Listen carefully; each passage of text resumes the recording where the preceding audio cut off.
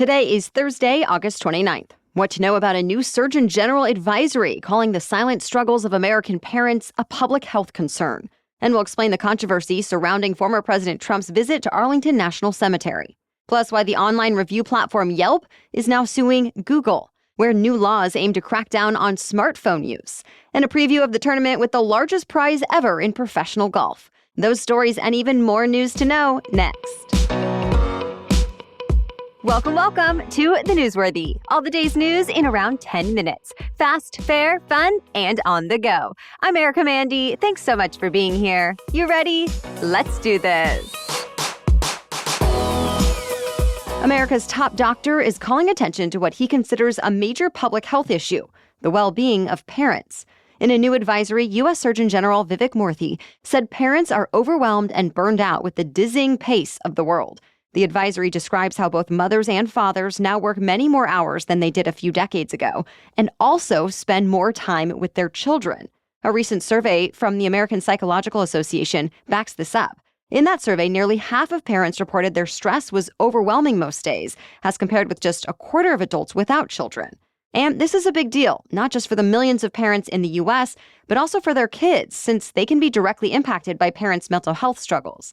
So the Surgeon General is calling for change. Dr. Murthy suggests a national paid family and medical leave program, additional support for childcare financial assistance, universal preschool, and more. He also says parents need more connection to combat loneliness and isolation, and that even individual actions from family and friends can make a big difference.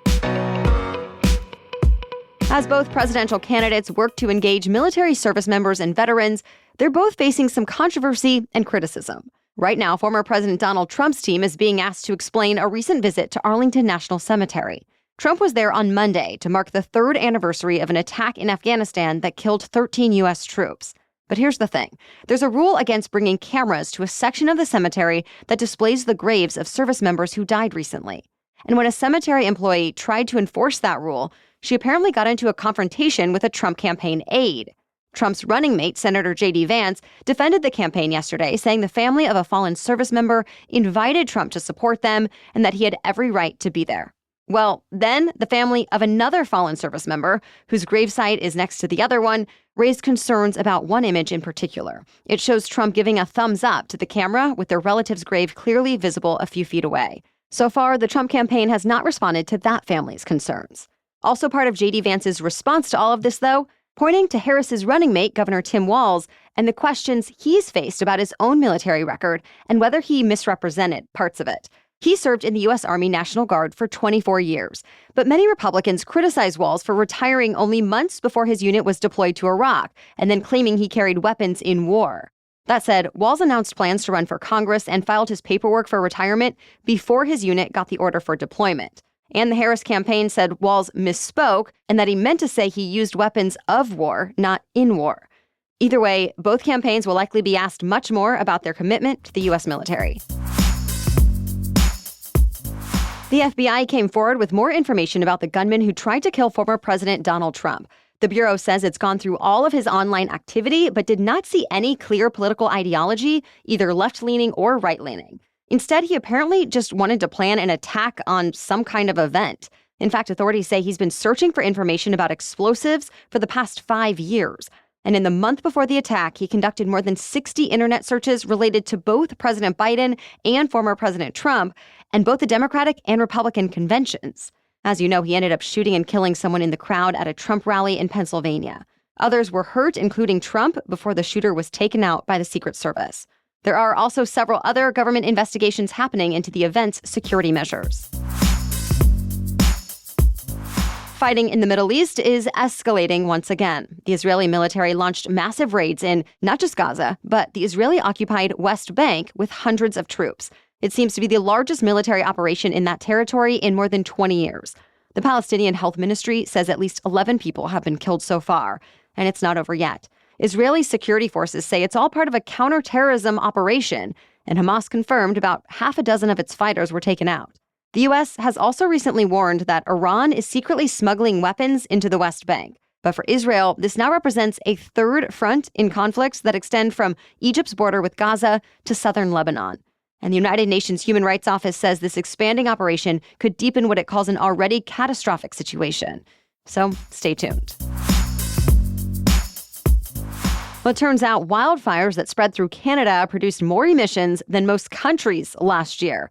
At least that's according to new research from NASA. It found the fires generated 647 megatons of carbon, and that's more than 4 times what Canada puts out from fossil fuels. Last year was historically bad for Canada's wildfires that were mostly spread by hot, dry weather. But by the 2050s, those conditions are expected to be far more common, even normal. And that's a concern. Emissions from wildfires aren't even considered by countries as they strive to reach climate change targets. So NASA is now calling on the world to adapt. All right, we have more news for you still coming up. But first, a quick thank you to our sponsor, Honeylove. These days, I not only want my clothes and essentials to be cute and stylish, I also need them to be comfortable. Whether it's working from home, running around with my son, going out with the girls, or attending a special event, I don't want to be tugging at my clothes, constantly adjusting. Thankfully, there's Honeylove. Honeylove has revolutionized everything from leggings and tanks to shapewear and bras. For example, I basically live in Honeylove's Legging 2.0. The fabric is super soft, stretchy, and breathable. The side pockets are the convenience I need. And the shaping panels give me the support and look that I want. And whenever I need to wear a dress to a special event, that old shapewear that rides up is not going to work. Instead, Honeylove has changed the game. Honeylove is not just supporting women, it's empowering women.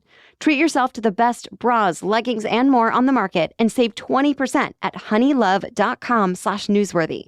Use our exclusive link to get 20% off honeylove.com/newsworthy to find your perfect fit. After your purchase, they ask you where you heard about them. Please support our show and tell them we sent you. Elevate your comfort, elevate your style with bras, leggings, shapewear, and more that empower your lifestyle of flexibility. Now back to the news. A crash landing has left all SpaceX missions grounded, at least until the Federal Aviation Administration finishes investigating. One of the rocket boosters on an uncrewed flight appeared to catch fire before tipping into the ocean as it tried to land yesterday. The first stage rocket was part of a mission to deliver Starlink satellites into orbit. The accident means the entire fleet of Falcon 9 rockets are grounded, including the ones set to take an all-commercial crew into orbit to attempt a spacewalk. Now the future of that mission, called Polaris Dawn, is uncertain. The Starlink satellites still made it into orbit, though, so that part of the mission was a success, but SpaceX won't be launching any new ones in the near future. Online review company Yelp is now suing Google, accusing the tech giant of unfairly influencing search results. Yelp argues Google's position as the most dominant search engine on the internet gave it preference in searches for local businesses, which, of course, is Yelp's specialty. Yelp's lawsuit is possible because of a ruling earlier this month that called Google an illegal monopoly because of its search engine practices. So now Yelp wants some payback, although it hasn't put an actual dollar amount on it yet. It also wants a court to force Google to end its search practices, which Yelp says stifles competition. Google, though, said in a statement that Yelp's arguments are old news, having already been thrown out by the FTC a decade ago. It also says it plans to defend itself vigorously in court.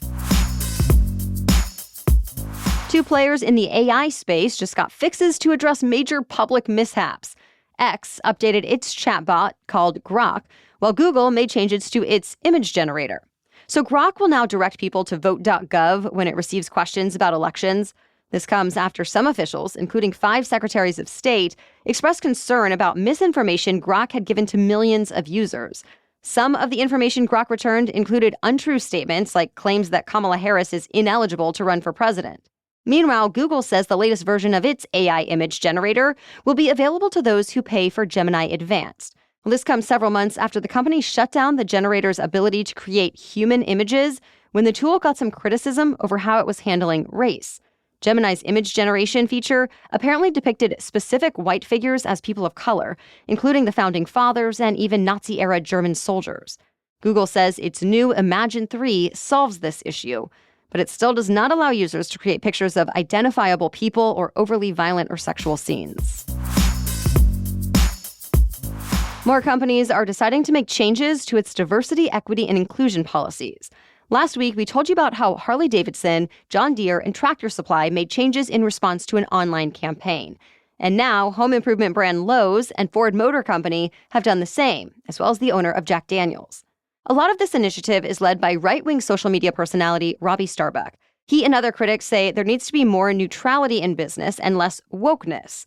But Lowe's denied it was making changes because of Starbuck, instead saying it was a response to the Supreme Court's 2023 decision banning affirmative action in college admissions. Ford didn't mention Starbuck either, but said it had no hiring quotas and would not enforce supplier or dealer minority quotas. Ford, Lowe's, Harley, and others also say they no longer take part in the Human Rights Campaign's corporate scorecard, which is a measure of how companies treat LGBTQ+ employees.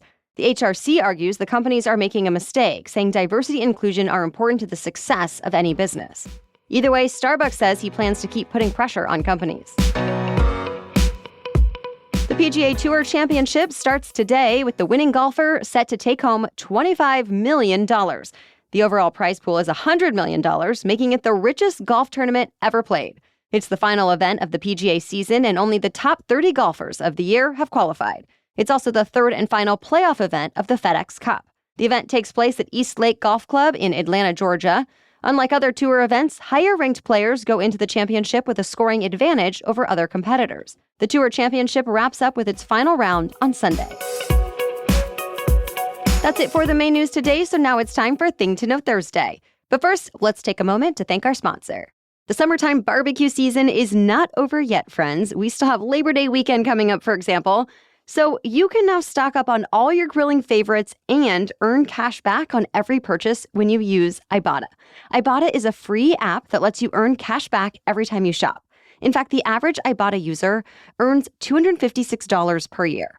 Other apps give you points that don't amount to much, but with Ibotta, you can earn cash back that you can withdraw to your bank account, PayPal, or gift cards. Simply add offers in the app, upload your receipt, and voila, the money is yours. Look, I'm never going to be someone who physically cuts out coupons, but with Ibotta, it's fast and easy. Right now, Ibotta is offering our listeners $5 just for trying Ibotta by using the code Newsworthy when you register.